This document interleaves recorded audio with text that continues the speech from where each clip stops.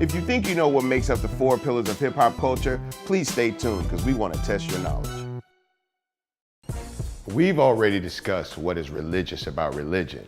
And now it's time for us to bring into focus the other element of this course, which is hip-hop culture. And there's really no better place to have this discussion than right here at Rap-A-Lot Records, one of the major points of hip-hop development in the city of Houston. Now we'll hang here for a minute while we go over a working knowledge of the key elements of hip-hop culture, starting with its origins right here in the United States. Now before we start talking about hip-hop culture, we want to try to give it some sort of definition. Now, hip-hop culture is one of the most significant cultural developments of the 20th century. Its impact is global and it reaches across many cultural realms. Students that choose to take this course will gain a working knowledge of hip-hop culture, not to mention its key elements, key vocabulary, and its history, which is very important and vital to this course. As we speak about the formation and development of hip-hop culture in the United States, it's important to define these terms. Now, hip-hop culture develops within the urban areas of America as young people in these areas seek to develop a language, a way of being, and also a sense of self that not only explores but explains their own circumstances.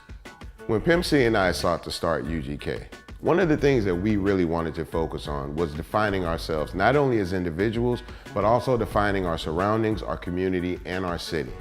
Being from a small town of Port Arthur, we grew up with a lot of pride about that community. And though a lot of hip hop in the area was starting in the city of Houston, and we knew we'd have to go to Houston to develop our sound and also to make our bones, so to speak, we wanted to make sure that we didn't lose touch with the place that we'd come from and the individuals that we were. So we sought to use key vocabulary, key terminology, and different things that take place really only in that part of the country. Using words like trill helped to separate us from the big boys in the city of Houston while also helping to define and identify ourselves. We wanted to make sure that we represented the city of Port Arthur and Southeast Texas to the fullest, but we didn't want to do things that made us stand too far out from Houston's hip hop scene so that we could try to assimilate to the movement. The culture of hip hop is composed of 4 key elements. The first element being rap, second element being DJ, the third element being breaking or breakdancing, and the fourth element, which is visual art, or normally referred to as graffiti. The first element we're going to talk about is rap. Now, rap is the vocal extension of hip hop. Most people know rap as a form of poetry that's usually performed on top of music, behind a DJ soundscape, or a cappella in a circle, most people would call a cipher. Primary examples of hip hop rappers in Houston, of course, would be myself, but also other people like Mr. Scarface and Killer Calion. These are people who primarily focus on lyrical dexterity when they perform rap. The second element of hip hop would be the DJ element.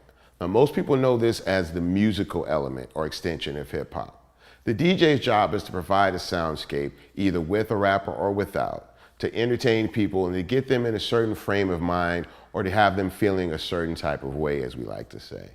Notable DJs from Houston, of course, include DJ Screw, who was able to create an entire culture just based on his DJ skills alone.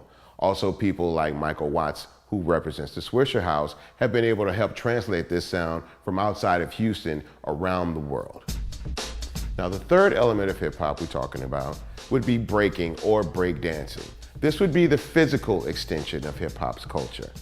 Breaking is where individuals use physical motions and bend and contort their bodies in order to express themselves either along with the MC in the music or by music alone. It's a way for people to express themselves physically and to kind of sweat through the frustrations and also to connect with other like-minded individuals within the hip hop culture. Many different breaking skills and techniques help people to define who they are and also where they're from. The fourth and final element of hip hop culture would be the visual artistic element, or what many inside the culture refer to as either graffiti or tagging. This is where individuals use different forms of expression artistically, either on walls, buildings, or most notably on trains. Now, individuals within this visual artistic element would use either spray paint cans or permanent markers to draw or write and tag themselves up on different walls, structures, or trains. Now, the term tag is meant to identify. So when a person puts their quote tag up, it's really saying who they are, where they're from, and what they represent. But graffiti can be more extensive, whereas people draw in full collages or paintings and portraits of individuals along with the tags to further identify themselves. Now, hip hop culture's key elements offer a way for individuals like you to help make life more meaningful, to develop a fuller sense of you as a person and a better understanding of your community. Now, this frame of thought tends to overlap with what we have already come to understand that religion accomplishes. But this work that's accomplished by the hip hop culture definitely brings it into the conversation of religion. And everything that hip hop culture wants to suggest or try to get across has a lot to say to and about the nature and the being of religion. Now, as you take this course, you'll become more educated not only about hip hop's culture and thoughts and feelings about religion, but in the ways that these two worlds tend to overlap. I believe that hip hop culture and religion have a lot more in common than we've been led to believe. And through this course, we'll be able to bring that into fruition for you. Now that Dr. Penn and I are finished talking about hip hop and religion, we thought it'd be nice to put together some cool music videos as well as music to kind of further the conversation. If any of you out there choose to dig a little bit deeper in the conversation or want to discuss these key hip hop elements a little further, feel free to check out the bonus reel. That's what it's there for. Take advantage of social media as well. We think that this conversation shouldn't just live within this course, but should live and breathe outside of this format. So make sure and let people know what you're doing either on Twitter, Facebook, or Instagram. And as you do, keep this in mind. Religion and hip hop have a lot in common. Both understand the intimate human desire to make life meaningful. The next session will give you a bit more detail on what it is that we're trying to say and further the conversation that we're trying to have. I personally, as well as Dr. Penn, are excited about the opportunity to share our understandings of hip hop culture and religion with you. We hope that you're as excited as we are. Thank you for taking part in this course.